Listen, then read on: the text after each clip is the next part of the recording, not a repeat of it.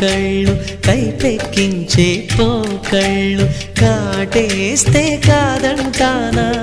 ఇప్పుడైనా వయసేమైనా సొగసేమైనా మరపించే మనసేమైనా నవ్వు నవరాత్రి నీ కోసం తీసుకువస్తున్నా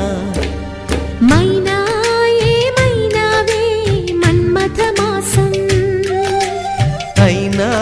ఎంతైనా ఇది మెత్తని మోసం తీయనైన తీరిక తీర్చమంది కోరిక నీకు తోడు